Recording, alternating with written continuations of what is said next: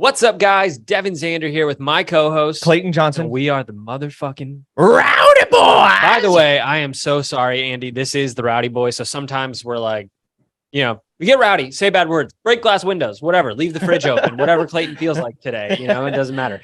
But everyone who's watching, we have Andy Hussong on today. I hope I said that right. Well, it's actually Andy Hussong, but that's okay. That's all right. Hey, man, I get all kinds of pronunciations of that name, and it's all good. Yeah. So for everybody watching, I've actually kind of been friends with Andy. We talked a lot back in the day, maybe like 10, 11 or 9 or 10 years ago, and decided that looking at Rowdy Boys, seeing what people are interested in, appears to be webinars, figured we'd bring one of the top webinar experts in our industry on today. So a little bit of background. Andy is a highly respected authority on the topics of online joint ventures and creating endorsed influence for his students and agency clients. Since 2005, he's been in the trenches, connecting, collaborating with hundreds of online marketers, resulting in millions in profits for his clients, high converting webinars, launches, and evergreen affiliate opportunities. He's also the co-founder of WebinarCon, and his proven systems have helped expert authors, speakers, coaches, and consultants expand their own influence by teaming up with other like-minded experts, resulting in win-win joint venture deals. And Andy, ladies and gentlemen, is the real deal. He's actually even working with us at Scup now, helping us get our webinar out there to affiliates. We stopped doing affiliate stuff in like 2016 or 17, just because some shit that happened. And now we're ready to get back into space. And Andy's been the man who's been out there pimping us out, and he's been doing a hell of a job. So, Andy, that was a long intro. How you doing, man? It's great, man. Doing well on my end, and no need to apologize on the language or anything like that. I've been known to drop some bombs here and there. It's rowdy too. Yeah, I get rowdy when I need to. But you know what? Being kind of a JV guy or middleman in promotions and so on, kind of being the guy that keeps the peace between parties, I kind of stay behind the scenes, and I'm pretty neutral about a lot of things because I do need to juggle different personalities and so on. So I keep it pretty discreet online. My favorite part about what you just said is I've been known to, which means that people are talking about it. This guy says some shit, and people are talking about it. He's known as the guy who drops. That's right. Well, let's get into the show. I think our boy Clayton Johnson here, the rowdiest man in the room, has got some questions prepared. Let's show the people how can they make monies via webinars with all the things that Andy has learned over the years. Yes, sir, Andy. So I have a slew of questions for you. I think that your business model is fascinating. To be honest, I didn't even know that this really existed, and I think probably a lot of people, even if they're running their own webinars, they might not know this entire world exists of the JV or even how to start approaching it. So could you kind of talk us through the story behind how your business model came to be? Yeah. First of all, I was actually just a post office clerk many years ago, like 20 years ago, struggling, wanting to be my own boss. And I was listening to some audios at one point, and I heard about this, making money online thing. I ended up calling in sick to go to a live event. I live near Indianapolis, Indiana, and I had to be able to drive there. I didn't have the money for a flight or anything. And so this event was in Cincinnati, which is only 2 hours away. So I called in sick on a Saturday morning, went to this event. And while I was at that event, I really got the bug for it. Did the same thing 6 months later, I think it was, at their next version of that event, which was the System 2 seminar by Ken McCarthy. And at that event, I met a guy by the name of John Reese, who at the time wasn't teaching internet marketing or anything yet. He was getting ready to. And I just walked up to him at that event. And this is kind of a lesson that I tell people, is that even when you feel like you're in over your head, act like you've been there before, and just go up and talk to someone and make it about them. Ask about how what they're all about, what they're doing, and so on. And because I did that, I feel it struck up a relationship with him, a friendship early on. And a couple of years later, he asked me to be his affiliate manager. And if you haven't heard of John Reese, he's known as kind of the first guy to do $1 million launch, right, in the internet marketing space. And so I started becoming his affiliate manager in 2005, and I was for almost 5 years. And so that's how I kind of got started. But what I did was I basically took what I learned from him as an affiliate manager, and as well as some other training by Bob Serling, who's teaching people how to do joint ventures at at high level. And I combined the knowledge that I gained plus the new training I got from Bob into just brokering deals in the internet marketing space. And so that just evolved over, gosh, about what is that? 17 years now. Yeah. So, Yeah, I was gonna say, man, if it was John Reese before he started doing internet marketing, I was trying to do the timeline on that. So you've been in the game for a minute, OG. Longer than my sister's been alive. Yeah. That's awesome, man. a long time, yeah. So could you explain? Okay, so that's how it started. What is the business model now for anybody that doesn't know kind of how this world works? What does it actually look like? So do you mean what I do for people, or what it is people can do? Okay. Yeah. What do you? How does the world work? Yeah. So obviously, such as yourselves, you guys have a webinar or an offer that you want public or email list owners, for instance, to promote to their audience, right? I come in, I'm someone who's made contacts, people that have the offers, people who have the lists, and find out what is a perfect match for one another, right? And so we just have an agreement where I get a small cut of all the sales that come in if I link up these two parties. And so they do business together. And then my right-hand man, Vinny, and myself will stay in the conversation after we've made that introduction and follow along in that conversation through the whole promotion that takes place between those two parties to make sure that both sides are, following through on what they promise, getting links and email copy to one another and so on, so that that campaign runs off about as smoothly as possible. So that's basically it in a nutshell. I can go into more detail if you want, but that's pretty much it. We'll probably get towards that a little bit more as we go through the conversation. I do want to go back a sec to what you were saying about, like approaching people at live events. And I think what you said is really powerful and people underestimate that. If you read, How to Win Friends and Influence People is like one of the first business books. It's really like social skills, right? But it's one of the first books I read when I started becoming a business owner. And it's like, yeah, you don't have to be some magical, amazing networker to make friends and make connections. All you got to do is make the person you're talking to feel important, right? Like just talk about them, ask about them. Hey, what are you doing? How's your life? Oh, that sounds amazing. Could you tell me more? Right? You just keep digging and digging. And that's like the secret to getting people to like you. It's really simple. So I think it's really powerful that you said that, and definitely recommend How to Win Friends and Influence People. Did you read that? Was that your strategy? Yeah, that's actually what I'm glad you brought that up. I want to grab it. I know that the book's like behind me somewhere, the one that I started reading over 20 years ago when I was a post office clerk, actually.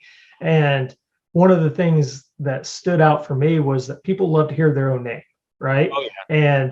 And also to be legitimately concerned about the other person, not just doing it as a tactic to get someone to like you. You know what I mean? And in fact, I used that book back then, just as a little side note here. I was single at the time. I was a single parent. And there was a girl that I worked with that I didn't think knew me from Adam. And when I read the book, it said that people like to hear their own name. When I took some mail over to her case where she worked at, I was like, "Here you go, Lisa." And I think that's all I said. And next thing I know, this girl's interested in me. I was like, "What is going on here? How can that be so simple?" But that was an early indication that these books, like Win Friends and Influence People, How to Win Friends and Influence People, and whatever, can teach you some of the very basics that help you succeed, not just in business, but also in life. But so yeah, I thought that was kind of a cool little example of how that book worked for me. That's awesome. And it really is the basics though, right? Clayton and I talk about it all the time because, we're trying to build our startup right now, Roseanne. And it's like, we just keep going back to the basics. We keep reminding ourselves, as long as we keep doing the basics perfectly, like the advanced stuff doesn't matter as much, right? Like it's good. And that helps you get an edge. But the real winners, like you hear about it, Michael Jordan, Kobe Bryant, right? Like what were they doing? They were doing the basics over and over and over and over, right?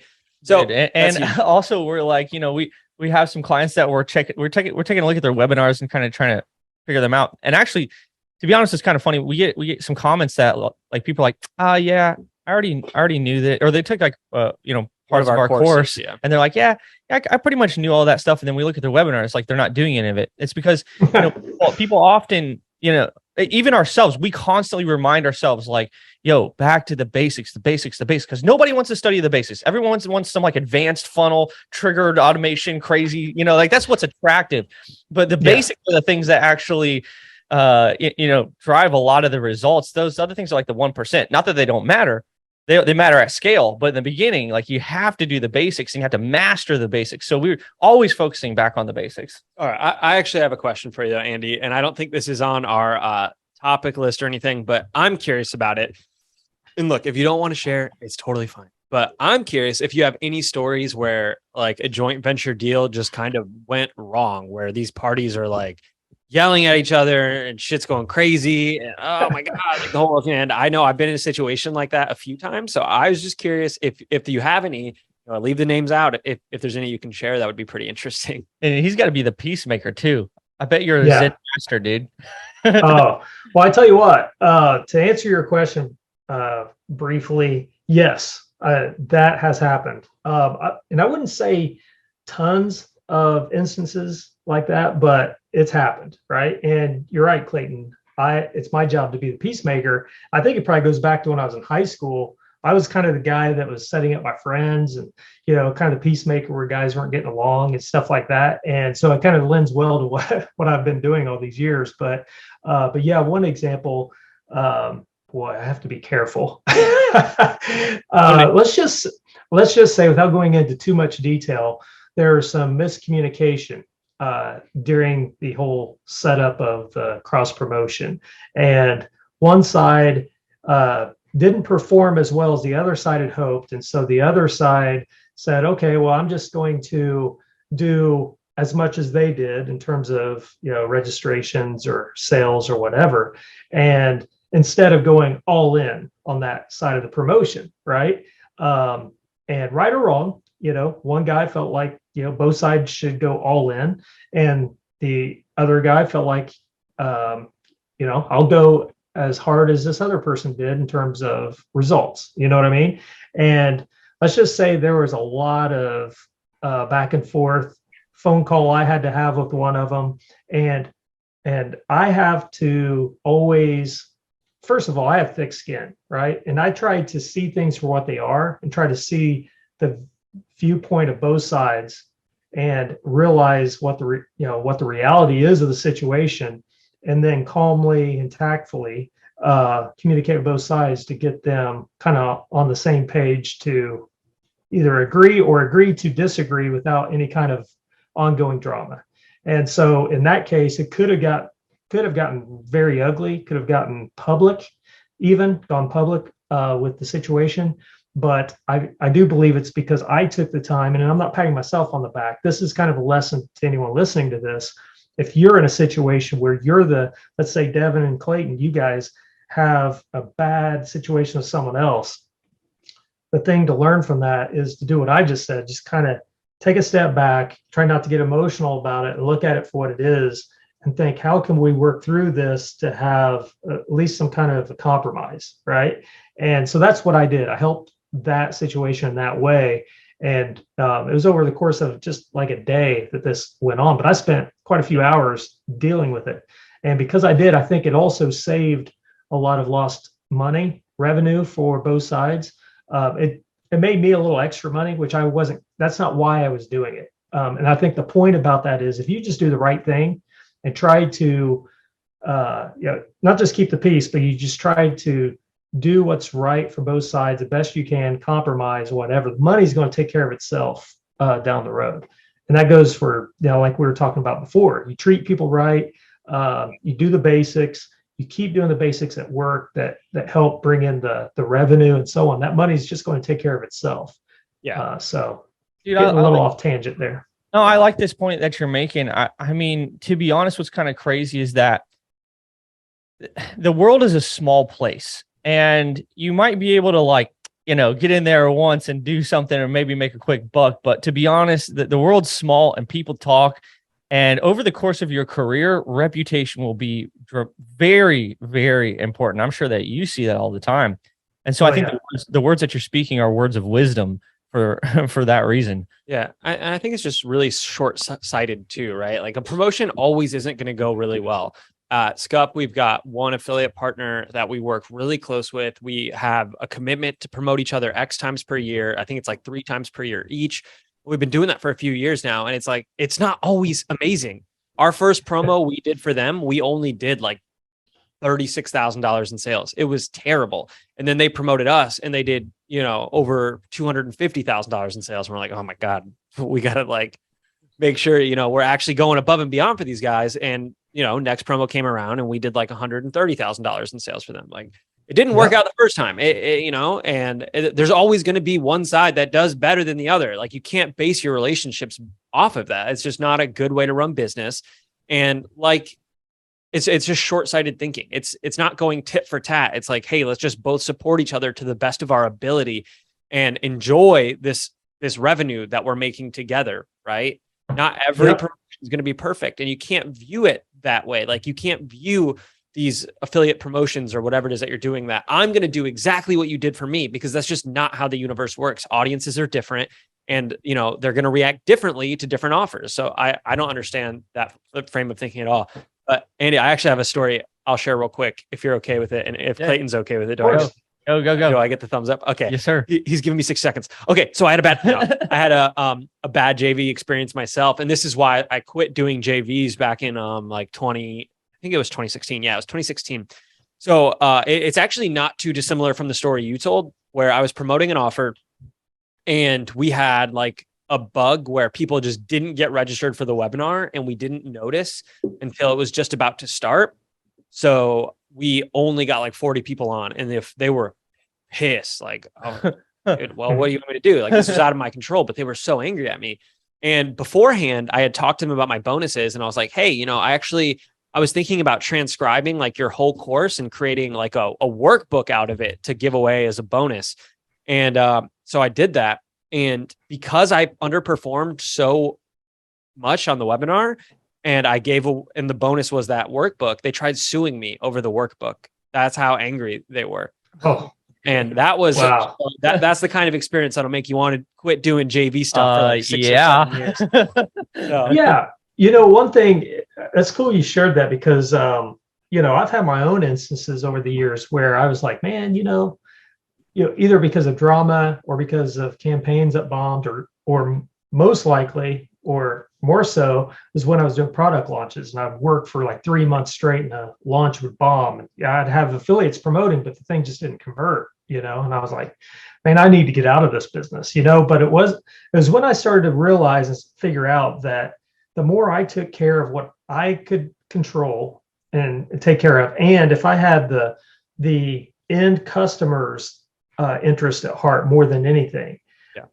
That resulted in me collaborating a lot more with both sides to find out what is it your people are wanting? How can we make this promotion work to really serve those people, and so on, that it became more fun for me, more enjoyable. And I found that more of these campaigns seemed to win more than not win. Right. And I would say probably 80%, if not more, of the joint venture deals I've set up over the years, the people that were collaborating, and it's not because of me or anything like that. I think it just is, this happened because of the people that were involved.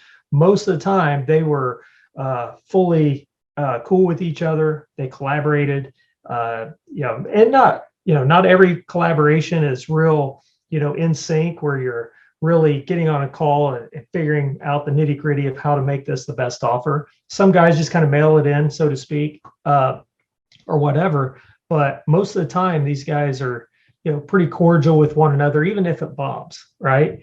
And as far as these promotions being winners or losers, I found I'm a big baseball guy. I've coached for 25 years and so on. And I look at all these promotions as kind of, you're going to have singles, doubles, triples, and home runs, right? And most of the time there's singles and doubles, you know what I mean? And every now and then you hit a home run, and then sometimes you strike out, right? Sometimes a promotion just bombs, even though both sides are excited and they think it's going to go great, just doesn't convert. Aren't very many sales or whatever. And it's the guys that can understand that, like you were saying, Devin, that, you go in with full anticipation, it's going to be great or whatever. but in the back of your mind, understanding that it may not, and being okay with that if it doesn't on some level. But then, working to figure out, okay, why didn't that do so well, and letting that change how you do future promotions. So yeah, baseball analogies are so perfect for like so many situations too. And you could just think of it in like terms of batting average, right? Like, dude, if your batting average is 350, you're going to go to the Hall of Fame, right? Like, motions the same exact way. Not everyone's going to be a home run. You're not going to have a perfect game every time, but dude, as long as you're at 350, you're good over the long run, and that's how it needs to be, right? That's right. So, so we talked about some of the strikeouts and one basers. I want to hear about some of the baseball. Yeah, I don't know anything about sports. That's that's all right. The one basers. The one basers. Yeah. I want to hear about you got any stories about the home runs out of the park? Oh man. Yeah. Big promotions, craziest webinar stories. Oh boy, there've been quite a few of those. And again, I don't want to mention names or anything like that either, but there was a crypto webinar that we were supporting that, we happened to have a contact who promotes crypto webinars, and we had a discussion with him, went back and forth and matched them up to promote. And the guy ended up winning this launch, and sent tons of sales, which ended up being a big win for everybody, including, my agency that sets up JV deals. So, I mean, there's not a whole lot to say about it other than it's nice when you know that this guy's got a specific type of list, and then you see this offer over here and you're like, man, I bet this would work out great. And then when you make that pairing and it works out great, it's a good feeling, not just for me, but for both sides, right? And what I love about it, and I'll throw out another example. I will mention names this time. I introduced Todd Brown and Ryan Levesque back in the day. I was actually helping both of them at the same time on the JV side of things as actual JV, like JV director, not just brokering deals, and made the introduction between the two of them because I thought, man, they're really going to complement one another. And this was back, I think it was 2013 or 2014. And before they both really kind of blew up on the scene. And, but just hearing their private personal conversation during, that initial call, and then knowing later that they spoke at each other's events, they promoted each other's launches and remained good friends afterwards. That's the gratifying thing for me, knowing that, I pat myself on the back a little bit about, hey, I was kind of the guy that introduced them. I don't tell everyone that. I guess I kind of am on this podcast, but internally, I'm patting myself on the back. I feel good knowing that I kind of had something to do with that collaboration, and so, and there was another call that the three of us had later on. I can't get into details there, is of a private nature. There were actually some tears shed on the call, and just remembering things like that these are real people, and that's one lesson I would tell your listeners is understand if whether you've got a webinar or you've got an email list or both, or you're a guy like me who sets up deals, understand that these are real people that are on the other end of all this. The customers, the potential partners you want to deal with, the affiliates, the people who have the email list, the people who have those email lists have different levels of care about the people in their tribe, right? Some of them just are all in, want to make sure their people get the best stuff. Some just look at it as a transactional thing. Hey, what offers can I send to them every week and, burn and churn, you know what I mean? But the more we can all just remember that those are real people on the other end of everything we're doing with families, friends, health concerns, everything. Just keeping that in mind is going to really, I don't know, just help you in the long run more than anything.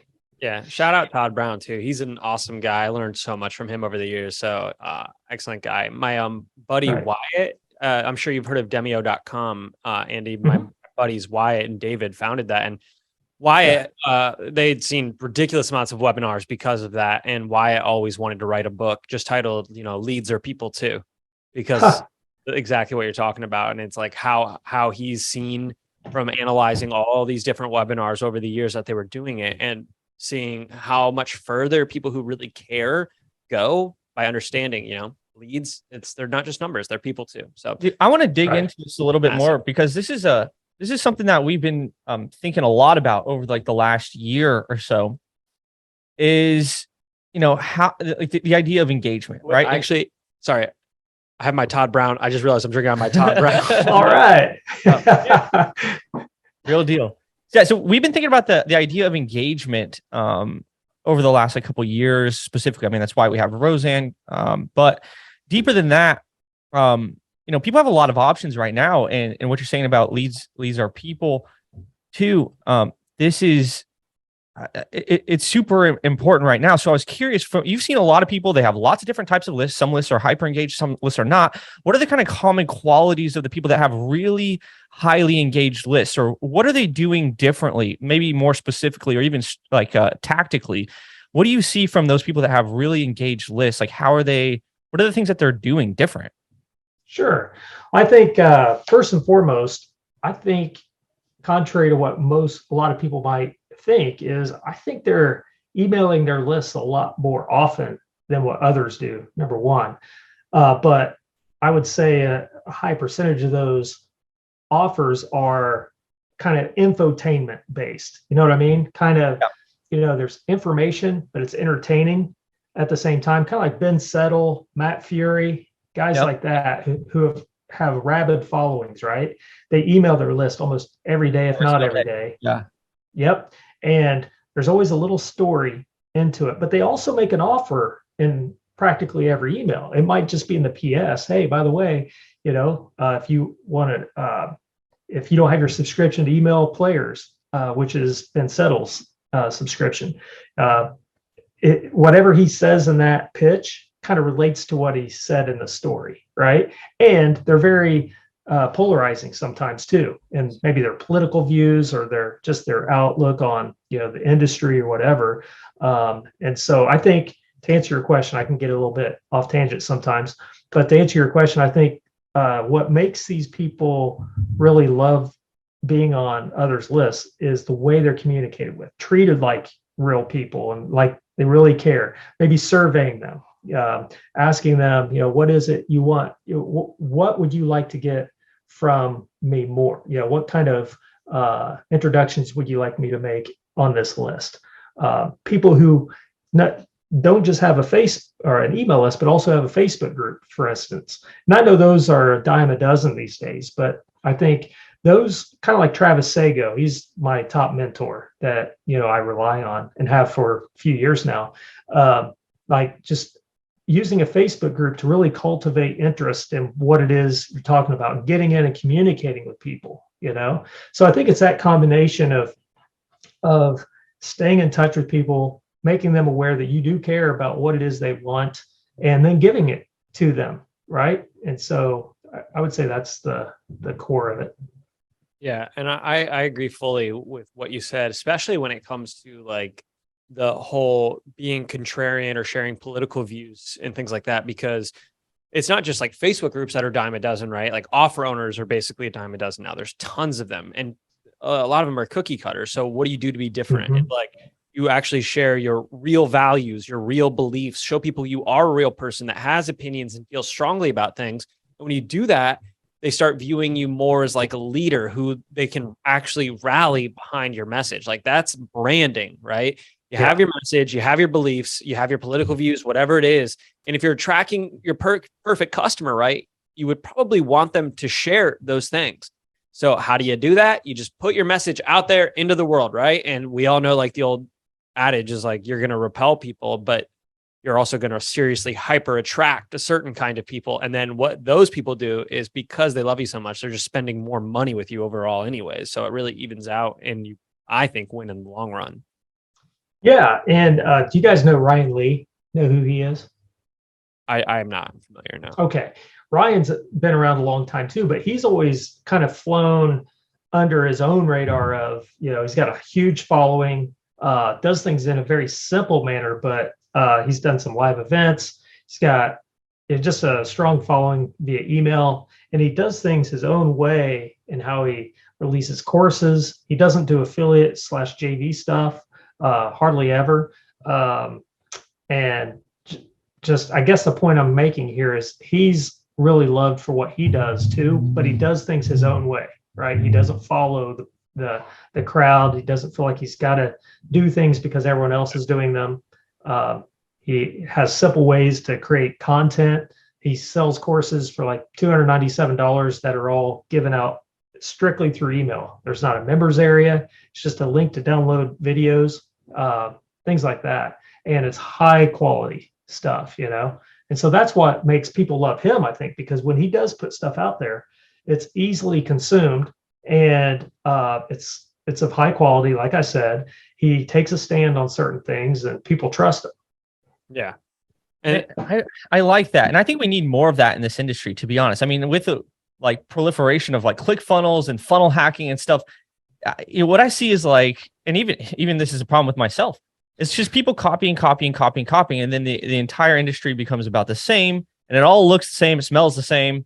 And I think it lowers conversions. And that's why when people say you want to be like prolific, why does prolific work? Because it's something different.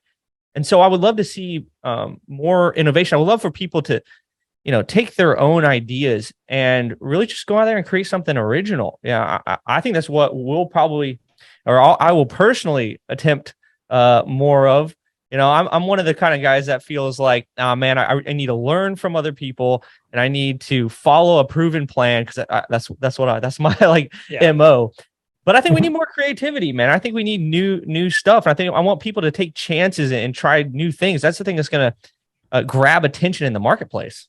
Well, the most important thing to grabbing attention at the end of the day is really just getting your customers results. If you want a product that goes viral and spreads like crazy, literally just focus on customer success. And then your customers will do the work for you. You don't even have to buy ads because they're going to tell all their friends. They're going to tell their family, everyone. They're going to tell everyone, right? And that's like low key the secret. But being like novel and prolific, things like that, I also find very valuable, especially when it comes to marketing to colder audiences. Yeah. Hey, I have a question. So, I mean, you've been in the game for a while, and you've seen a lot of changes over the years. A lot of people say that webinars are dead, but anybody that knows anything knows they're absolutely not dead at all. They're actually crushing like crazy.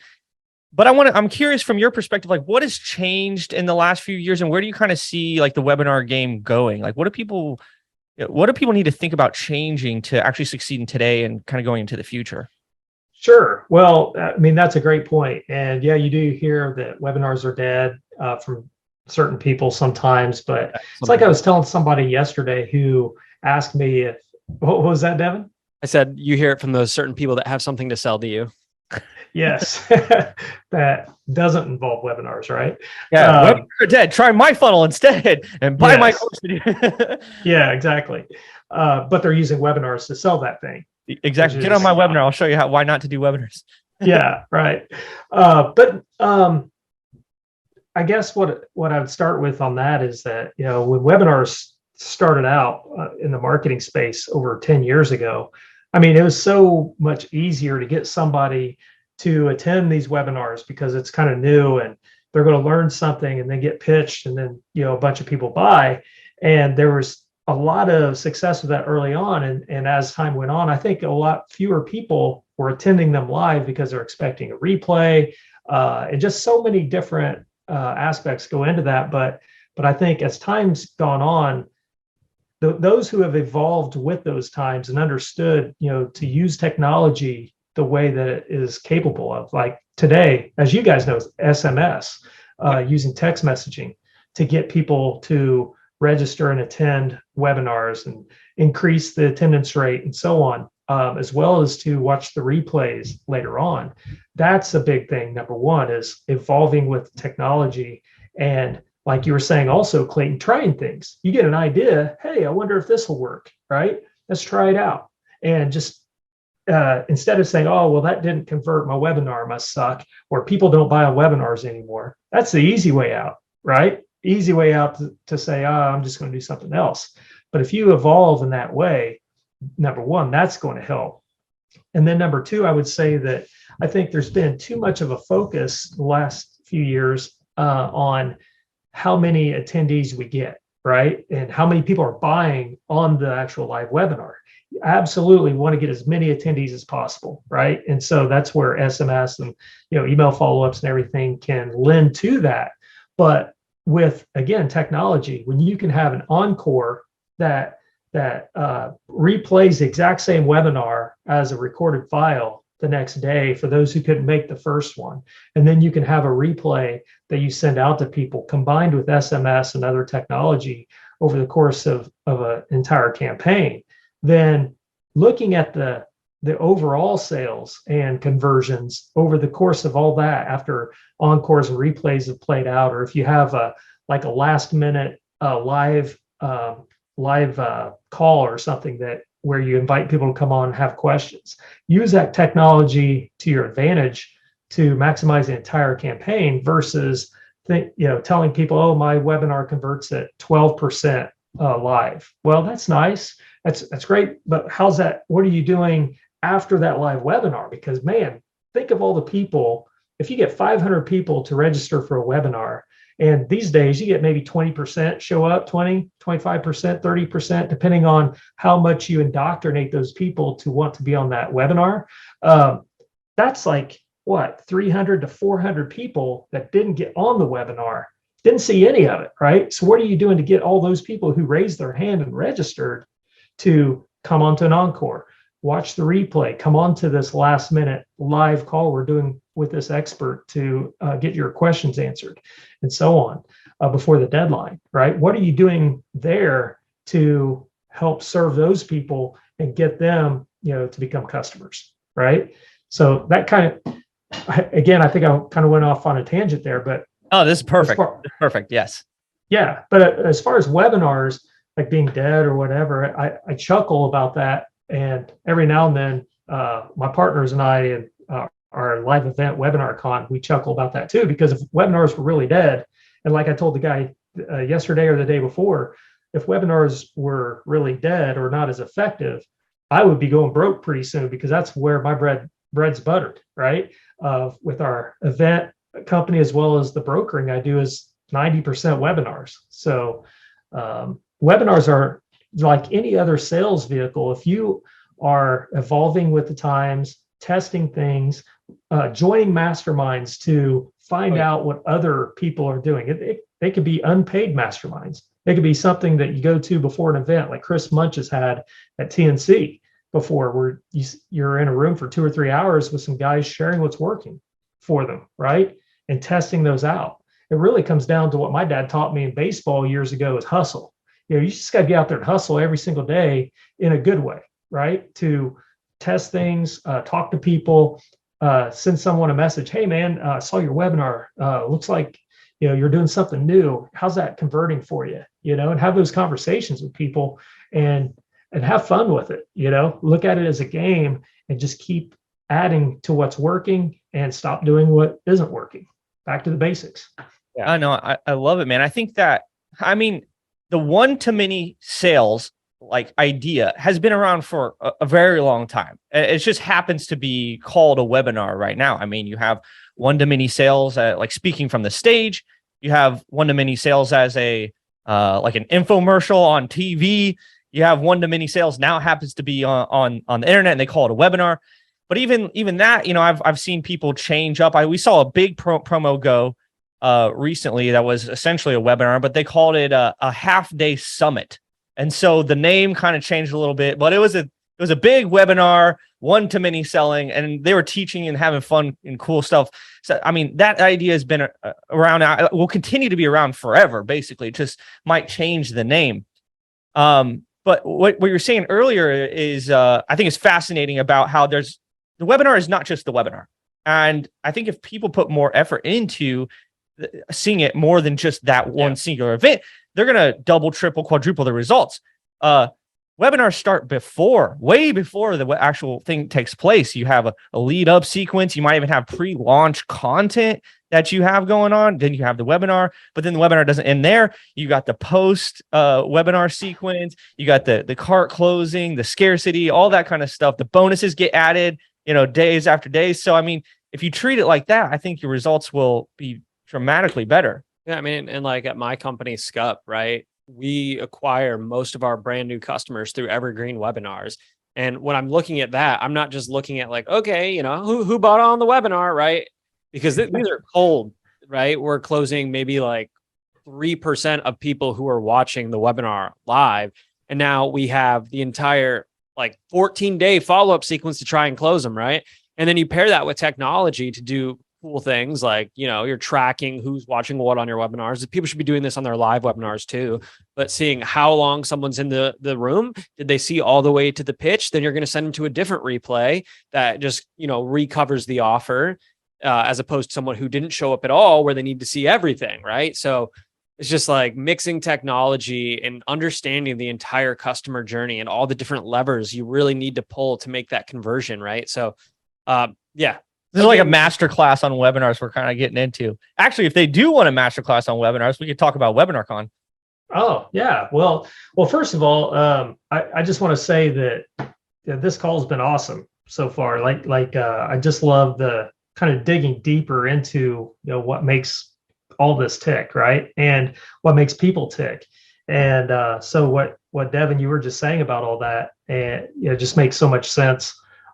Just from on different levels. But what I'll say about WebinarCon though, that is just our live event that a couple of partners and I put together. But what it's based on a couple different things. Number one, my partner Ron Douglas, he had this idea a few years ago. He bought the domain name WebinarCon.com and thought about creating a webinar mastermind, event around that, like a 2 or 3 day event. And around that same time, I was thinking to myself, man, there's got to be a better way to bring people together to do JV deals. And so I started doing Zoom calls back in 2018. I actually did a little thing called Webinar World Series, where I brought people together, did some JV deals together for a couple months. And it was kind of a training ground for what's possible. There were some glitches and I was figuring things out. And I was like, man, I know there's more to this. And as time went on, I did some more of that virtually. And then I reached out to Onyx Singal, who's a kind of a well-known internet marketing guy, expert, does a lot of biz op stuff, whatever, because he has an event space called the Learn Center. And I was asking him what it would take to possibly rent that to do a mastermind there.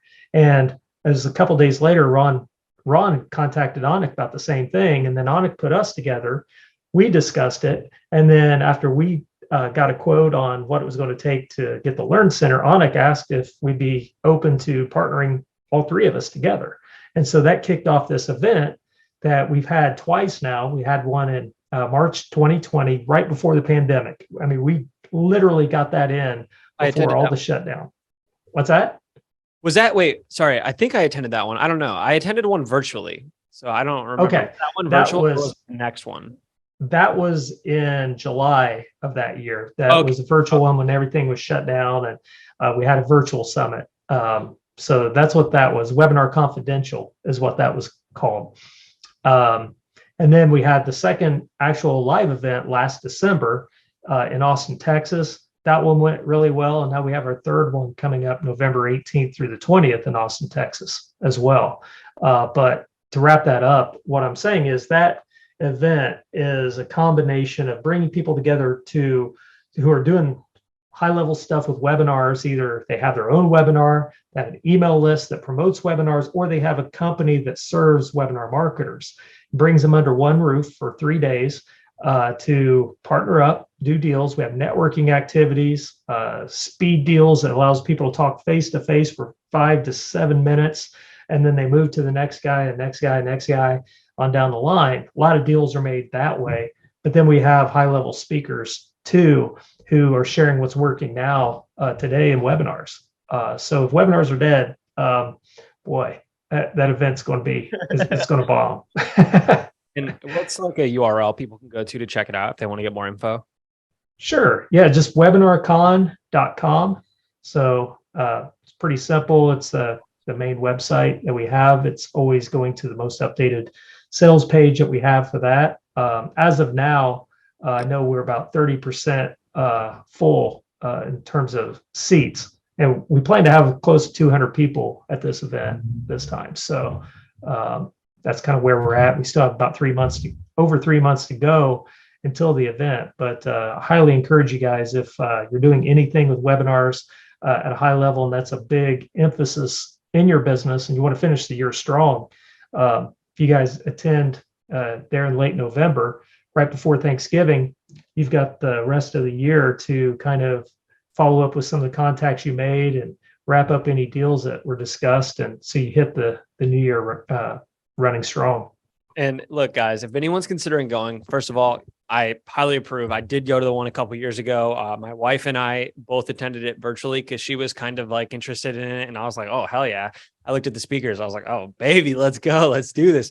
So checked it out. I highly recommend it. And you know what? Like, WebinarCon's a little expensive. I think tickets are like $5,000 now. Look, here's my advice, guys. Just give up Christmas, okay? Who needs Christmas? Here's why. Okay, You're going to create your own Christmas. No, I'm going to tell you why. I'm a genius, all right? Earlier today, we were talking about short-term versus long-term thinking. What do you want? Do you want one Christmas where it's like, yeah, we got a couple $1,000s worth of gifts? Or do you want to skip one Christmas and then you have tons of Christmases filled with awesome shit? Because you went to WebinarCon, you learned so much, you made so many deals, you guys are hanging out with these amazing people, and you got tons of money, right? So I think it's like the premier place to go when you're wanting to learn about webinars or connect. And then, you know, people like you, Ron, Onik, I can tell you really have people's best interests in mind. I mean, we attended, you know, like one of your guys' little networking masterminds, and that was awesome. And thank you again for inviting Clayton and I to that. That was fun. But for sure. I think that everybody who is doing webinars or interested in doing webinars could really get a lot from that. And we'll make sure to include the link on the screen as well as an image of the website so people can recognize it. Cool. All right. But Clayton, what else we got, man? Hey, I think we're about wrapping up, but I did want to ask this. We kind of touched on this a little bit earlier, but you know, we have this theory that, you know, you can't just have the skills. You also need the mindset part of it. And you can't just have the mindset. You also need the skills. So we try to mix a balance of both.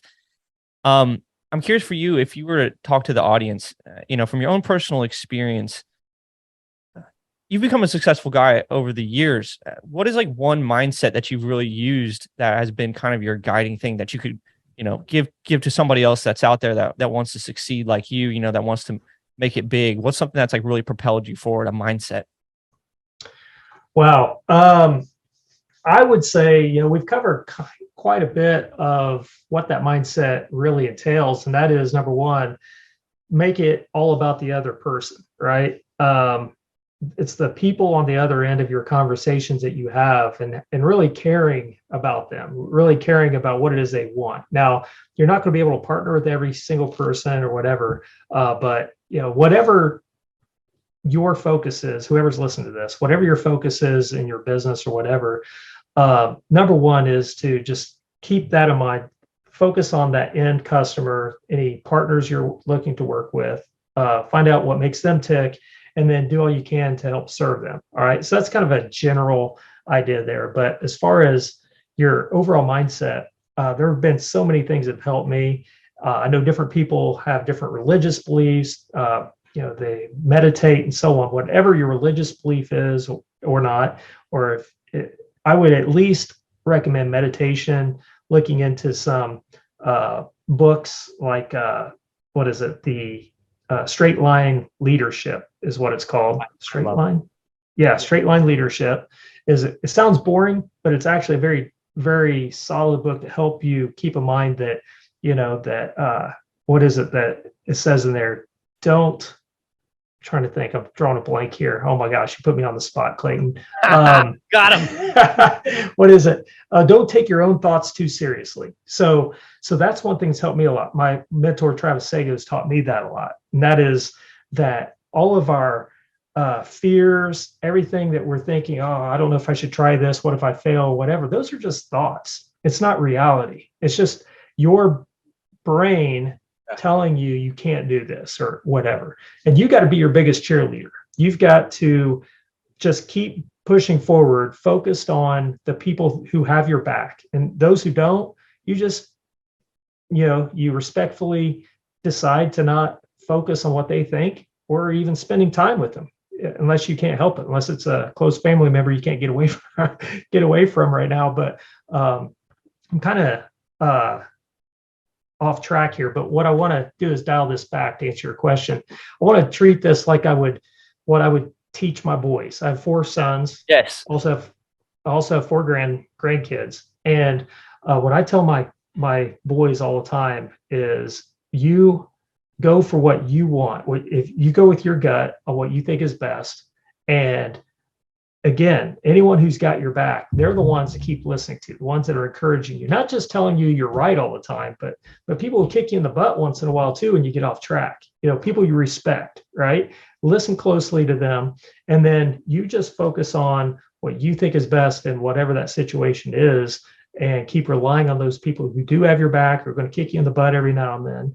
And don't worry about, what if I fail? Just understand that anything that you struggle with or fail at is a learning experience that you will make you stronger in the long run. I don't feel like I did a very good job answering that question, but I thought that was great. Oh, that was yes. I've done better answering that question, I think. So I'll have to find the recording of that and send that to you, and you can splice it in. No, you're gonna come back again in 6 months and do another one of these, dude. So. Okay, cool. I'll brush up on my mindset. Feel a lot of what you said, it reminded me of my favorite book, which is The Obstacle Is the Way, by Ryan Holiday. So I think that a lot of parallels with what you said and with that book, and the idea of like perception, where nothing's inherently good or bad, it's just labels we place on things, right? So I think you crushed it. But okay, one last thing, Andy, is outside of WebinarCon, for those who are interested in, like, if they wanted to work with you, maybe they have an offer where they're looking to get affiliates or get people, they want to promote other people's offers or whatever, how can they contact you regarding that?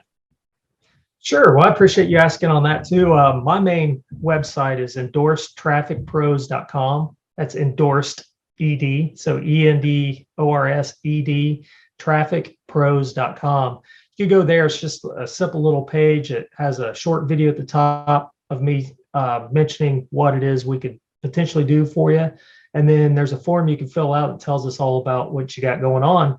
And then we'll take a look at that within 24 hours or so. We'll get back to you and let you know, kind of what we can do or what we recommend or any questions we have.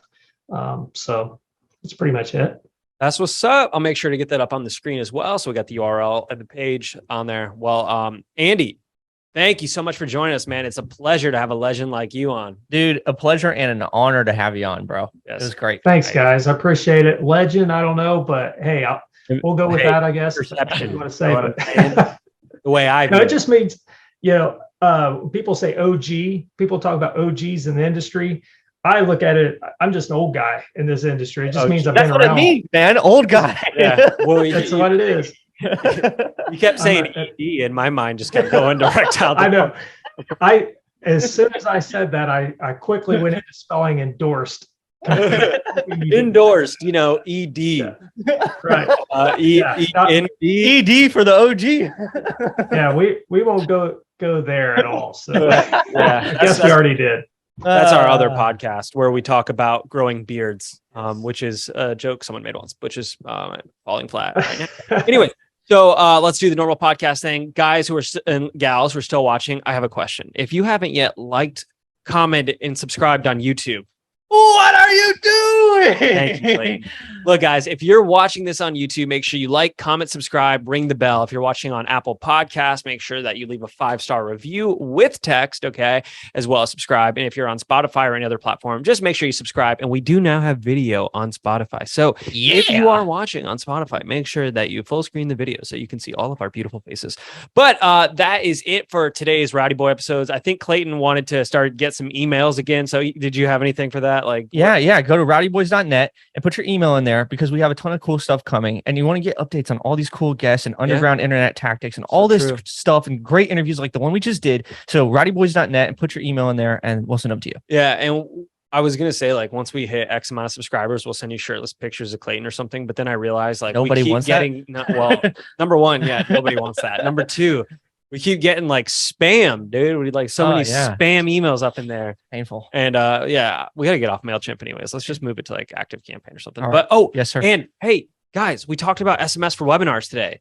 Look at Clayton's shirt. Oh, Clayton, yes. I have another Big question shirt. for you. If Yes. you're not yet using Roseanne for your webinars, Do it. It will help you. This is- I guarantee it. this is Or the your money part back. where you're supposed to say, "What are you doing?" Yeah. Oh, sorry. But yeah, use Roseanne for your webinars. Don't be a fool. We've got big clients using it who are crushing. Actually, a guy that Andy that you introduced us to signed up, and we tripled his attendance on his webinar. So it really works. Make sure you go to roseanne.com, sign up for a free trial, and Clayton and I will even help you implement it and get it set up for you. Yeah. And also, yeah, money back if it doesn't, make more money. Anyways, that's it for today's Rowdy Boys episode. We'll be back next Thursday with a new episode. See you guys later. Peace.